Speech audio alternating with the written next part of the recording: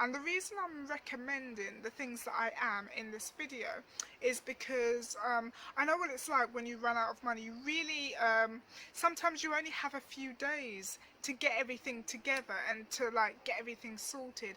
And these are things that you can turn around fairly quickly.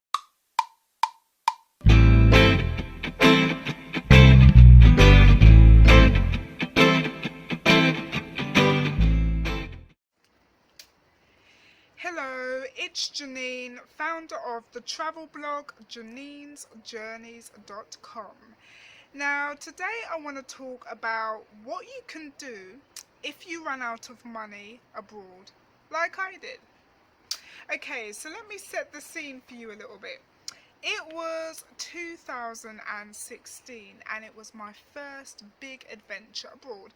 I'd been travelling before but not quite as extensively, and I ended up going on a 2-week vacation in Italy before travelling to more than 10 different Asian countries, and I'd budgeted 12k for the trip, so that's £12,000, and I was super proud of myself because I haven't always been the most prolific saver, right? And I thought that would last me for ages. Indeed, it should have done. And I really thought I was being sensible with my savings, because I was checking my online accounts every now and again just to make sure that everything was as it should be. But here's one thing that I did not take into consideration: pending payments, payments that hadn't left my account yet.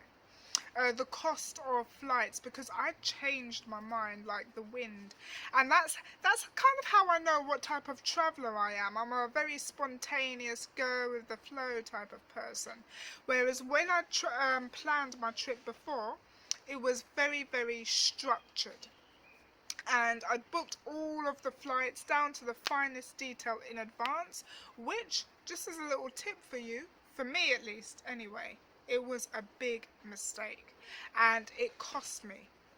So 2 months into my 8-month adventure, I found I had all of £4,000 left.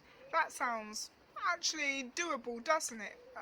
But actually it wasn't, because I had 6 months left to go and I had a lot of flights still to book. I kept changing my mind as well, so that didn't particularly help.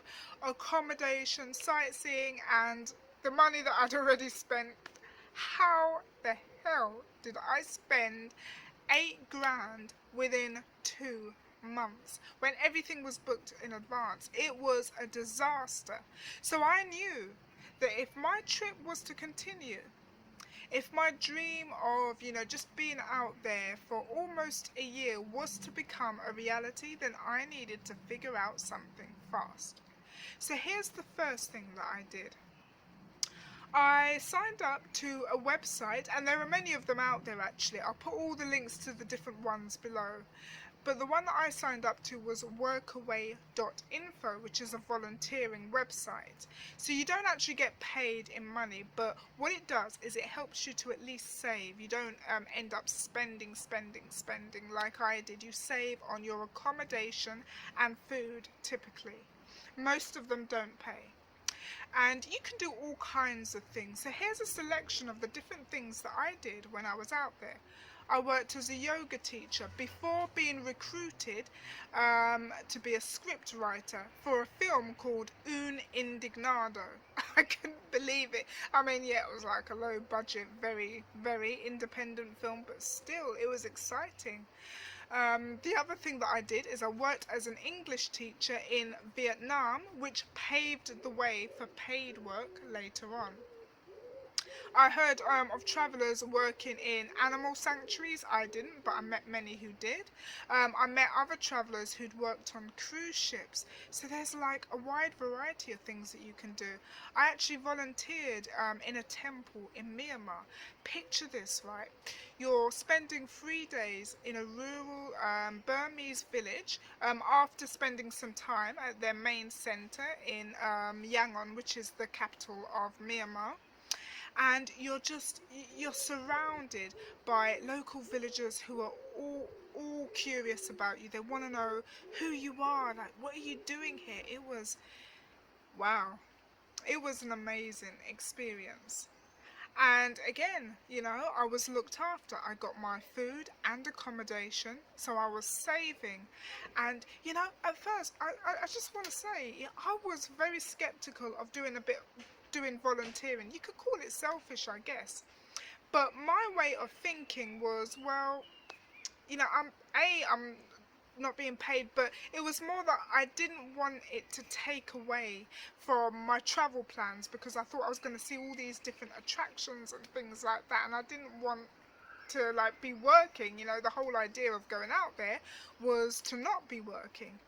But what it actually did is it ended up giving me so much more than I felt like I gave back. I felt like I gained from it. In fact, the experience that I got while volunteering, those were the parts of my journey that I cherish the most, that I remember the most. Um, so I really recommend that, because it'll get you out of a tight spot, just like just while you're finding something as well, and I can almost guarantee it will be among some of the most powerful experiences that you've had. At least that's the way it was for me, anyway. The other thing that I did is I worked at a hostel. So again, in Myanmar, to plug a financial gap, I took a 3-month job at this local hostel in Bagan, and that was great because I was getting paid and I stayed in a house full of volunteers. So that was great. I mean, it was hostel work, and it's something that I'd never done before. But still, it was a gig that I just found while I was out there, and that was just from asking, have you got any vacancies, after seeing a job advertisement. And what you have to realise is a lot of these places overseas, they're really looking for Western people to come into those roles, because it helps to enhance their business as well. So you'll always find there's lots of different things that you can do. I made use of freelance websites, so the ones I used were angellist.co. I also used one called ProBlogger because I blog and I write, so that was a good one for me to go to. And Freelancer.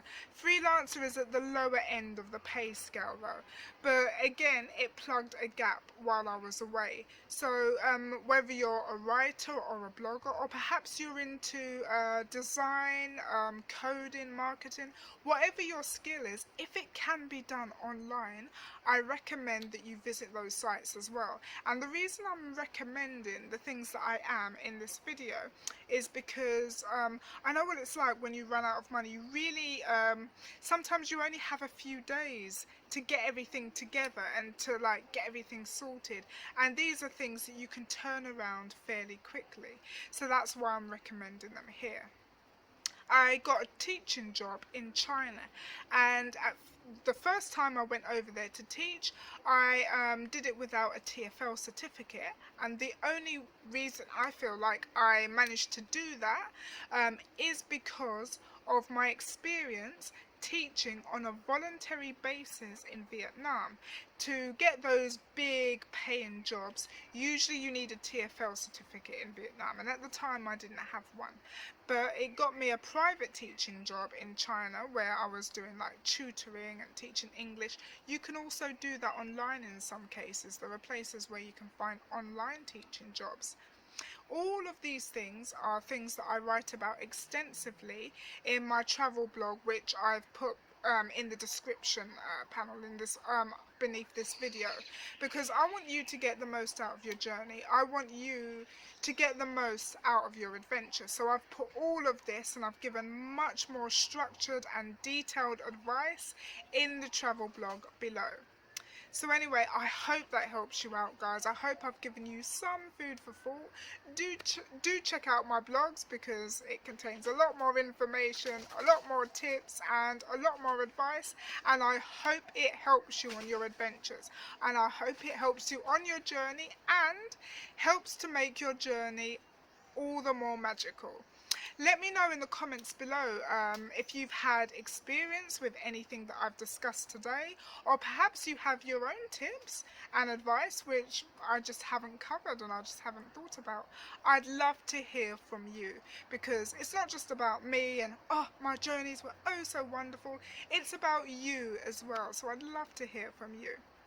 If you got something out of this video, if you enjoyed it, and I hope you did, then please give me a like and press the subscribe button so that you can get more news and infos, because I'll be releasing a lot more videos about different aspects of traveling designed to help you on your journey. So until next time, take care.